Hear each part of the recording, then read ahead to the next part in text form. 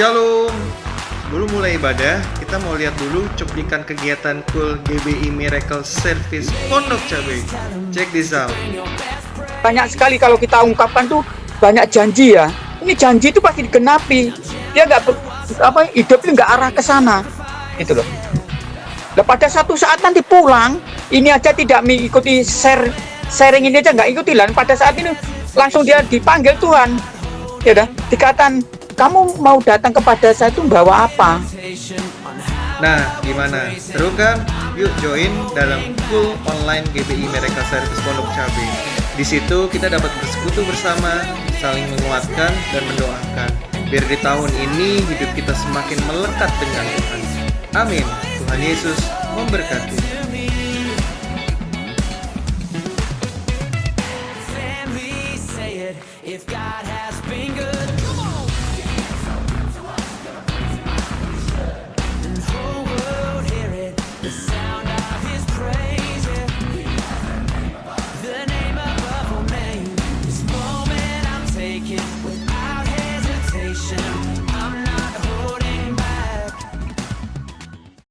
Shalom saudara, apa kabar semuanya?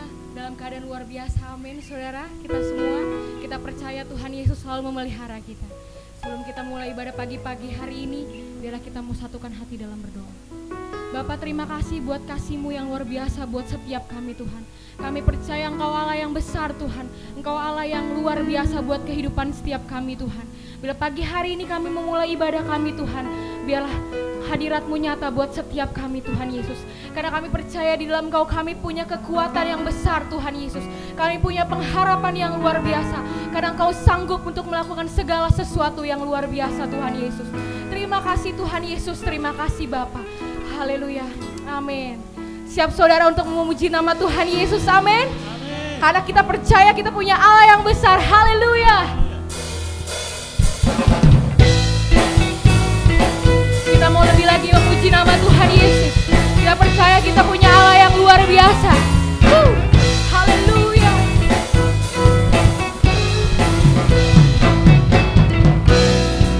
Apa yang pernah dilihat mata, yang tak pernah didengar telinga,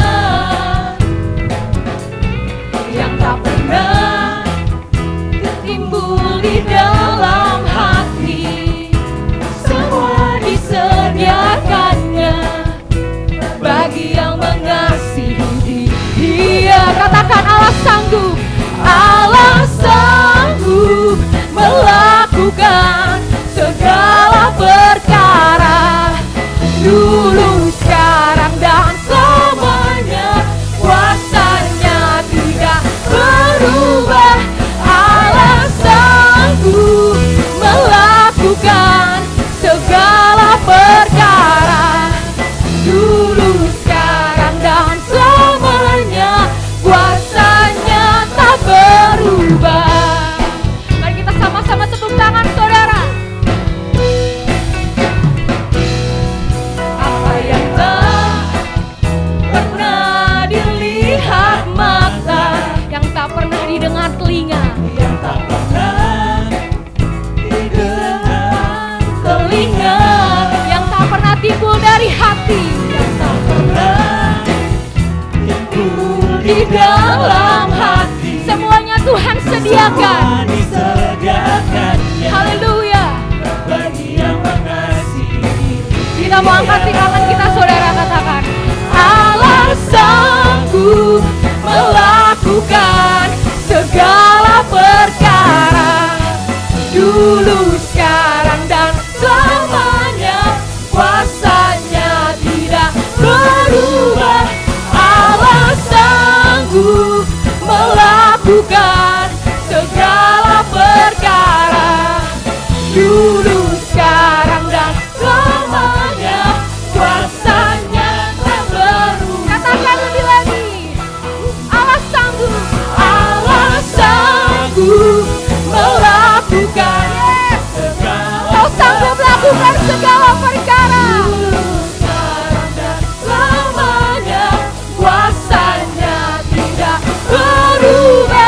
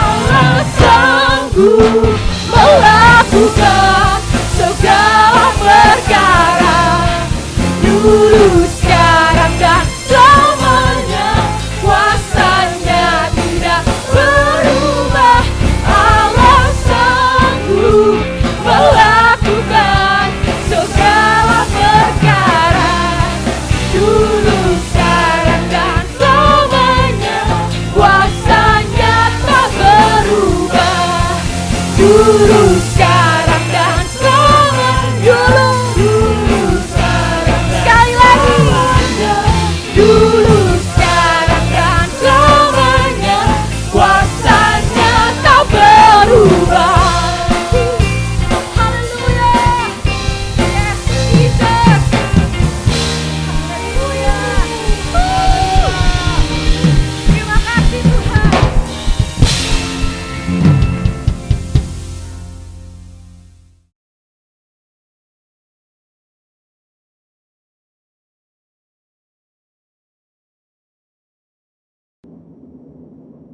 Shalom saudara, dalam Voice of Pentecost kali ini kita akan membahas bagaimana caranya mengikuti kehendak Bapa.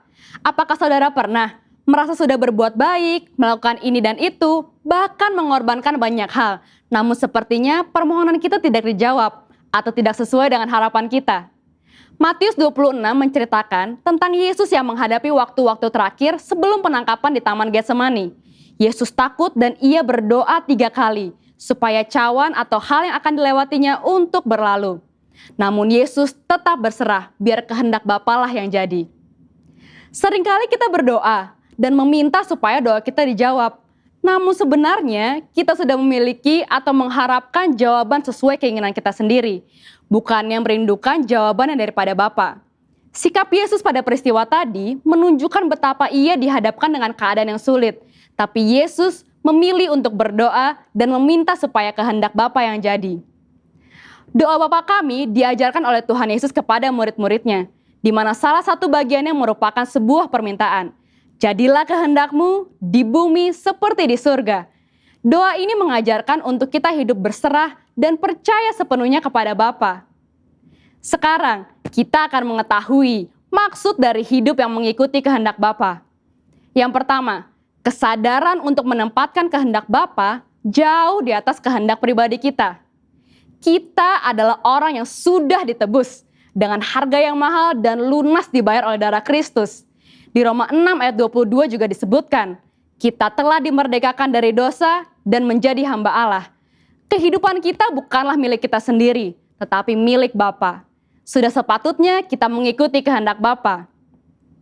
Yesus menyampaikan permohonan kepada Bapa di surga. Namun Yesus juga dengan tegas menyatakan, tetapi janganlah seperti yang ku kehendaki, melainkan seperti yang engkau kehendaki. Hidup manusia memang tidak terduga, karena kita tidak tahu apa yang akan terjadi besok. Maka dalam Yakobus 4 ayat 15 dikatakan, sebenarnya kamu harus berkata, jika Tuhan menghendakinya, kami akan hidup dan berbuat ini dan itu.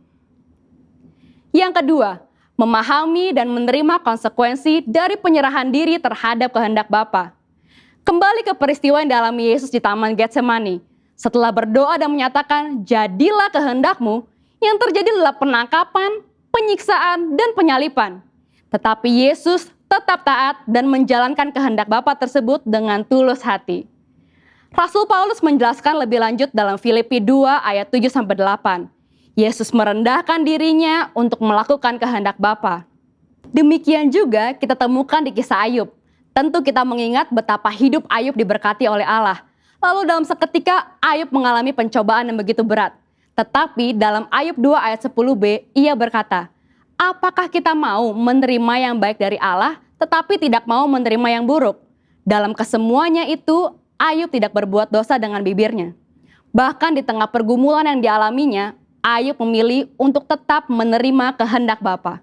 Roma 8 ayat 28 berkata, kita tahu sekarang bahwa Allah turut bekerja dalam segala sesuatu untuk mendatangkan kebaikan bagi mereka yang mengasihi Dia, yaitu bagi mereka yang terpanggil sesuai dengan rencana Allah.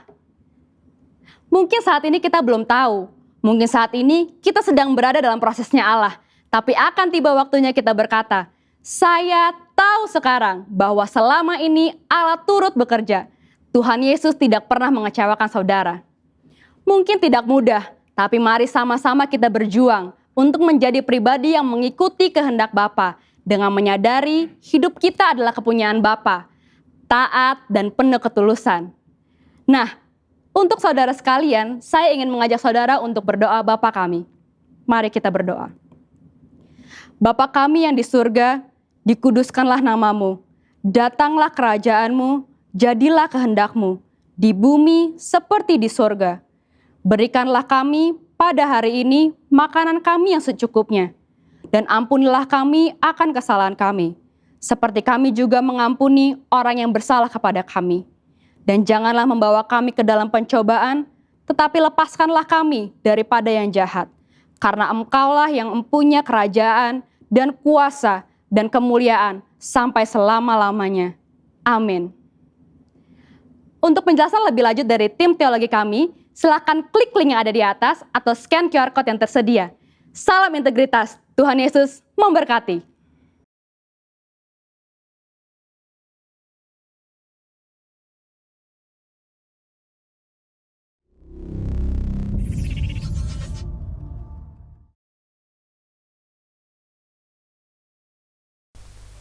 Haleluya, terima kasih Tuhan Yesus. Engkau Allah yang baik Tuhan Yesus. Terima kasih Bapa.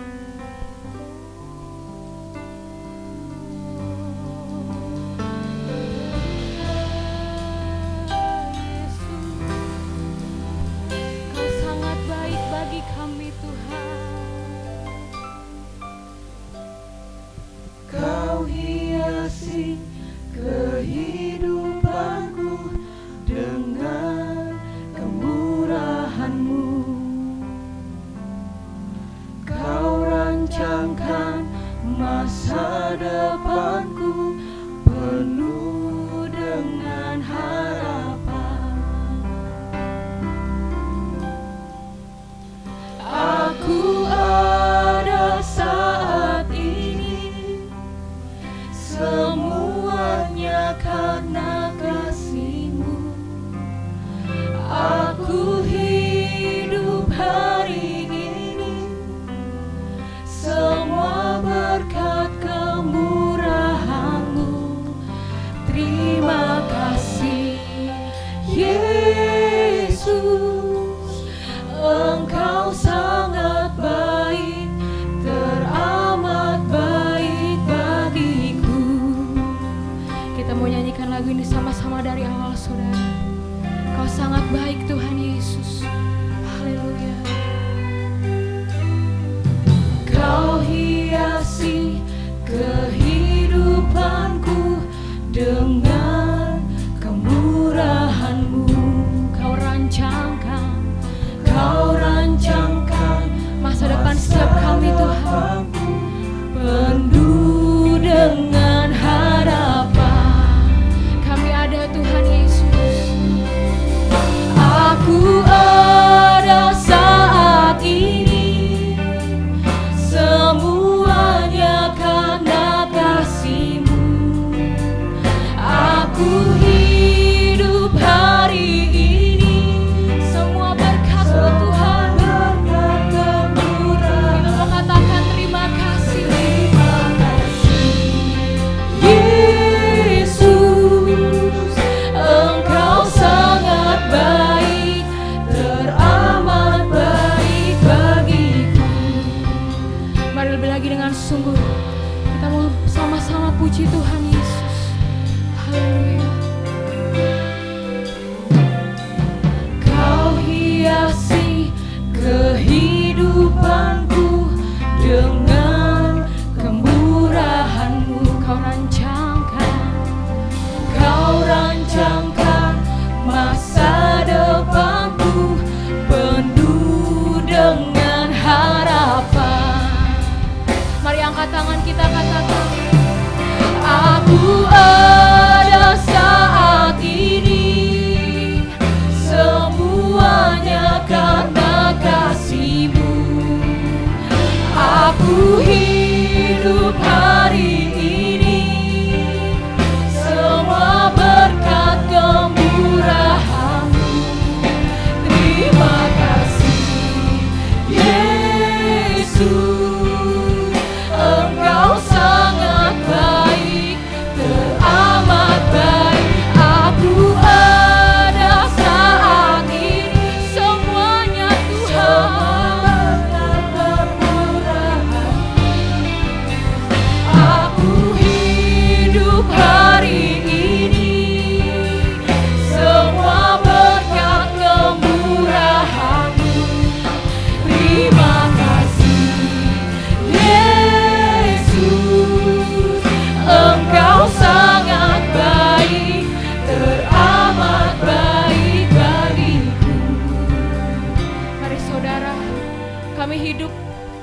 semuanya karena Engkau. Semua kebaikannya karena Engkau Tuhan Yesus. Perbuatanmu ajaib Tuhan. Memeliharaanmu sempurna buat kami saudara. Oh, terima kasih Tuhan Yesus. Terima kasih Tuhan, rancanganmu indah bagi kami. Masa depan kami gilang gemilang di hadapan-Mu Tuhan Yesus. Kau teramat baik Tuhan Yesus. Yes. Haleluya. Shalom Bapak Ibu kekasih dalam Kristus. Sebelum kita masuk dalam firman Tuhan, kita akan berdoa. Bapa di surga, kami mengucap syukur untuk hari yang indah ini. Kalau boleh, kami boleh mendengarkan sedikit firman-Mu. Kiranya Tuhan urapi kami, berikan kami roh kudus-Mu ya Bapak. Supaya kami dapat menyikapin apa yang menjadi kehendak-Mu. Apa yang menjadi perkataan-Mu. Engkau urapi hamba-hamba-Mu yang mendengarkan firman-Mu. Terima kasih Tuhan Yesus, terima kasih. Berkat-Mu melimpah-limpah buat kami semua. Hanya di dalam nama Tuhan Yesus kami berdoa. Haleluya. Amin. Bapak Ibu kekasih dalam Kristus. Saya hari ini ingin menyampaikan tema mengenai orang Kristen menjadi yang bijaksana.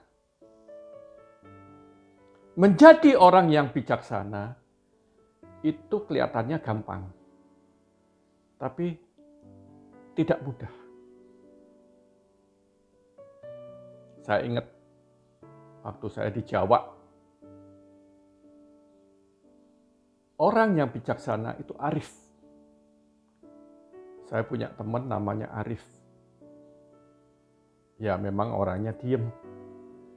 Arif itu pasti diem orangnya. Tapi belum tentu bijaksana.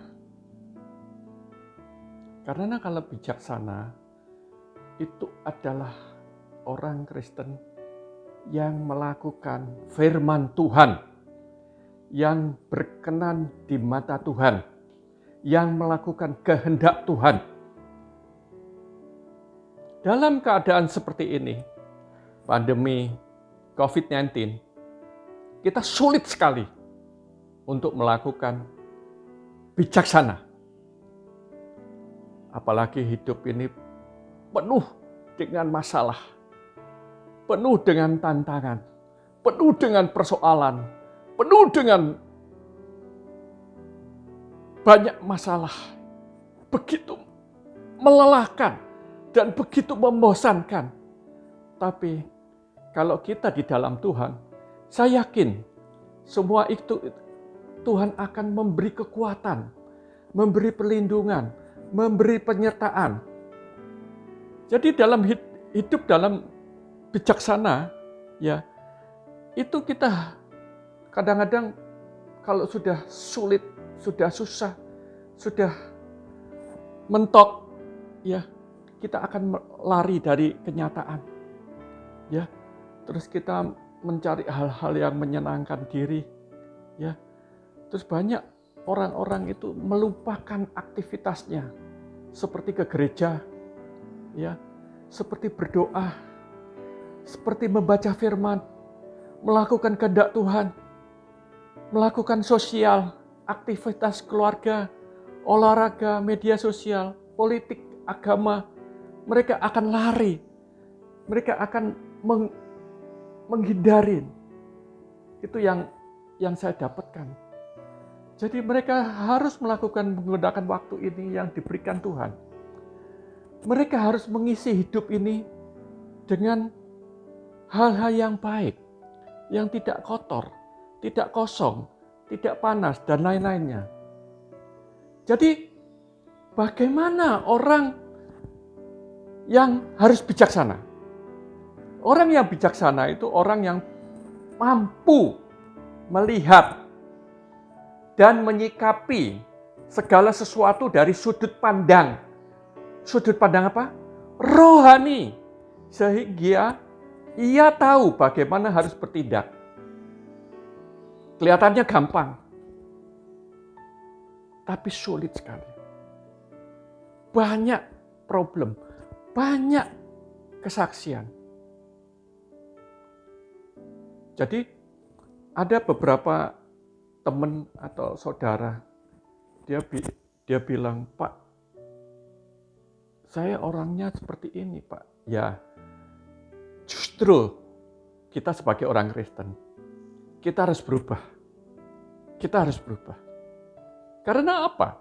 Orang yang tidak bijaksana adalah orangnya egonya tinggi, sombong, nggak mau berubah. Kita harus mampu melihat sudut pandang rohani kita, sehingga kita tahu bagaimana harus bertindak. Ini ada satu cerita. Ada satu cerita.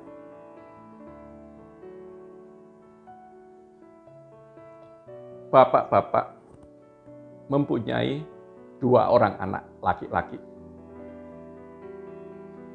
Bapak ini sudah tua, istrinya sudah meninggal. Karena dia sudah tua, dia membagikan hartanya, uangnya kepada 2 anak ini. Bapak ini cukup bijaksana. Dia membagi uangnya untuk usaha, supaya anaknya hidup bisa menikmatin apa yang diberikan bapaknya. Dia bilang pada anaknya, kedua anaknya, "Uang ini untuk modal usaha kamu, untuk memperpanjang hidup kamu, untuk menambah kekayaan kamu, keberhasilan kamu." Cuman Bapak pesen, kalau kamu usaha, pagi berangkat, sore atau malam pulang, kamu tidak boleh kena sinar matahari. Anak yang pertama, karena takut bapaknya bilang nggak boleh kena sinar matahari, dia beli payung. Dia berangkat pagi, dia takut kena sinar matahari, dia pakai payung. Pulang juga gitu, sore sebelum dia jalan pulang, dia pakai payung supaya nggak kena sinar matahari. Tapi dalam kehidupan usahanya, anak yang pertama ini tidak berhasil. Dia habis bangkrut. Anak yang kedua, dia menyikapinya dengan bijaksana. Dia tahu arti apa yang dimaksud dengan disampaikan orang tuanya. Dia berangkat pagi-pagi sebelum matahari terbit. Dia berangkat kerja, dan dia kerja setiap sore sesudah matahari terbenam, dia baru pulang. Anak ini berkatnya berlimpah-limpah dan berhasil. Dia bisa melipat gandakan bisnisnya. Dia bisa melipat gandakan uang usahanya dan berhasil. Dalam menyikapi kita sebagai orang-orang Kristen yang bijaksana, kita tidak boleh seperti orang bebal. Kita tidak boleh seperti orang bebal. Efesus 5 ayat 15 dikatakan, "Karena itu perhatikanlah dengan saksama bagaimana kamu hidup. Jangan seperti orang bebal, tetapi seperti orang arif." Orang arif. Kita sebagai orang-orang Kristen, kita harus arif. Bagaimana kita bisa arif dan bijaksana? Amsal 9 ayat 10 dikatakan, "Permulaan hikmat adalah takut akan Tuhan." Kita harus takut akan Tuhan. Dan mengenal yang Maha Kudus adalah pengertian. Kita takut aja tapi tidak mengenal. Kita harus baca firman. Kita harus mengerti apa maksud Tuhan, tujuan Tuhan. Saya setiap pagi selalu berdoa. Tuhan, terima kasih. Engkau berikan kami Roh Kudus-Mu ya Tuhan. Dalam kehidupan kami ya Tuhan, supaya kami mengerti apa yang menjadi tujuan-Mu, apa yang menjadi kehendak-Mu. Supaya kami berkenan. Jadi arif dan bijaksana, kita harus bijaksana artinya selalu menggunakan akal budi. Bijaksana artinya harus selalu menggunakan akal budi. Arif, tajam pikirannya, serta pandai dan hati-hati apabila menghadapi kesulitan. Jadi kita juga pandai, harus hati-hati menghadapi kesulitan ini. Tuhan menghendaki agar umatnya memiliki hati yang bijaksana. Dalam hidup ini, ada 3 hal yang penting dalam kekristenan kita. Yaitu yang pertama, kita harus menjaga lidah. Kita nggak boleh mengumbar lidah kita. Marah sehingga kita melakukan dosa. Marah-marah, maki-maki. Nggak boleh. Kita sebagai orang Kristen, kita harus menjaga lidah kita. Kita harus menjaga hati kita. Yang kedua, hati adalah tempat Roh Kudus. Supaya kita berkenan di mata Tuhan. Kita harus menjaga hati. Ketiga, kita harus menjaga iman. Kadang-kadang problem masalah hingga kita kendor, ya, nggak ikut ini. Karena apa? Iman kita lemah. Kita harus kuat. Harus menjaga iman kita. 3 hal ini penting sekali buat kita. Menjaga lidah, menjaga hati, menjaga iman. Itu penting buat kita.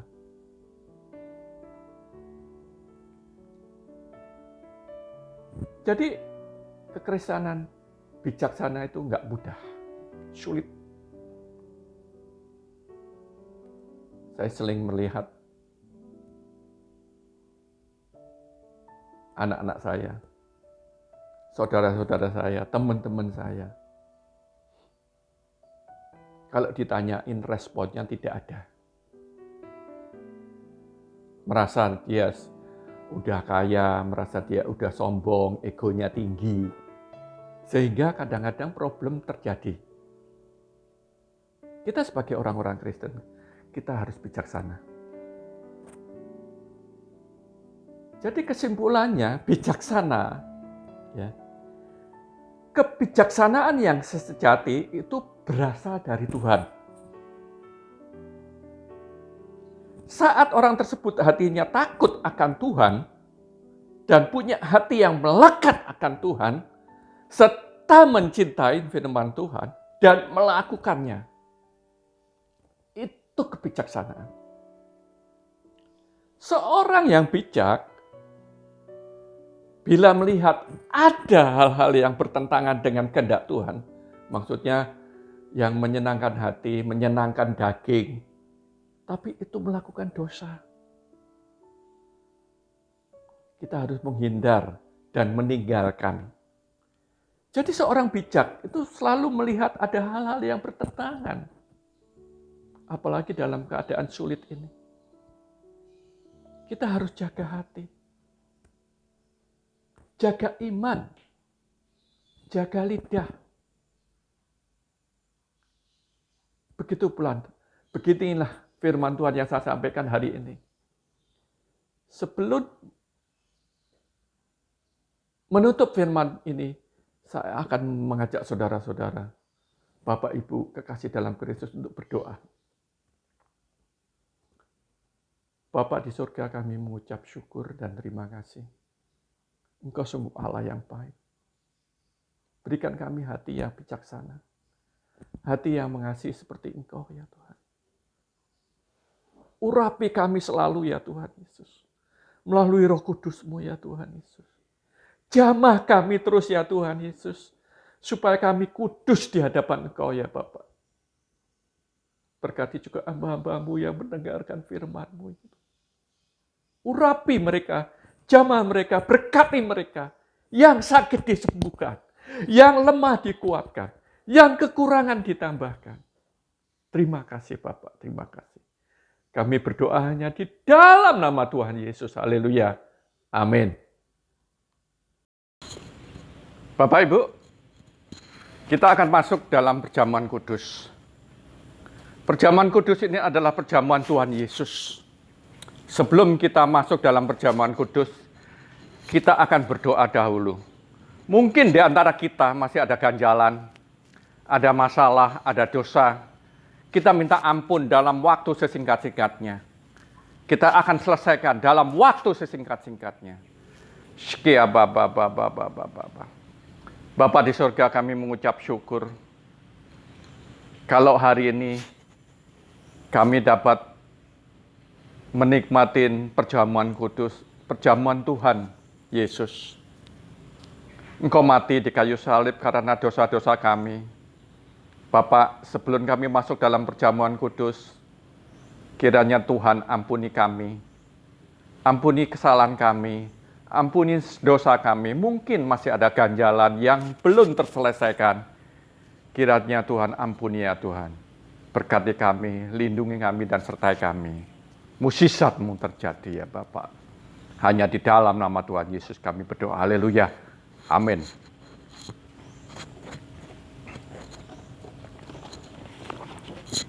Bapak Ibu, mari kita angkat roti tinggi-tinggi. Firman Tuhan mengatakan, sebab apa yang telah kuteruskan kepadamu, telah aku terima dari Tuhan, yaitu bahwa Tuhan Yesus pada malam waktu Ia diserahkan, mengambil roti dan sesudah itu Ia mengucap syukur atasnya. Ia memecah-mecahkannya dan berkata, inilah tubuhku yang kuserahkan bagi kamu. Berbuatlah ini menjadi peringatan akan aku. Bukankah roti yang kita pecah-pecahkan adalah tubuh Kristus? Mari kita makan dalam nama Tuhan Yesus.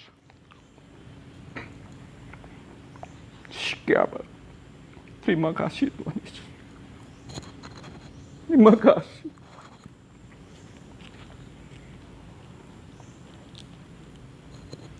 Mari kita angkat cawan tinggi-tinggi. Demikian juga Ia mengambil cawan sesudah makan, lalu berkata, cawan ini adalah perjanjian baru yang dimeteraikan oleh darahku. Perbuatlah ini setiap kali kamu meminumnya, menjadi peringatan akan aku. Bukankah cawan ini adalah darah Kristus? Mari kita minum dalam nama Tuhan Yesus.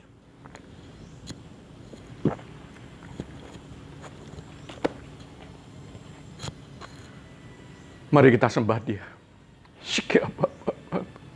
Sembah Dia. Sembah Dia. Sembah Dia. Terima kasih Tuhan Yesus, terima kasih. Engkau sungguh baik buat kami. Melalui tubuh dan darah ini ya Tuhan, kami diselamatkan. Terima kasih Tuhan Yesus, terima kasih. Engkau juga berkati hamba-hamba-Mu semuanya ya Tuhan Yesus. Yang sakit disembuhkan, yang lemah dikuatkan, mukjizat-Mu terjadi ya Bapak. Terima kasih Bapak, terima kasih. Kami berdoa hanya di dalam nama Tuhan Yesus. Haleluya. Amin. Bapak Ibu, mari angkat kedua tangan kita. Kita akan menerima berkat dari Allah Bapa, Anaknya yang tunggal.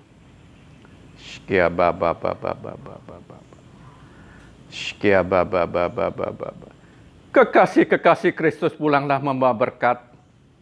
Berkat damai sejahtera, berkat sukacita yang mengalir dari Anaknya yang tunggal, yaitu Yesus Kristus.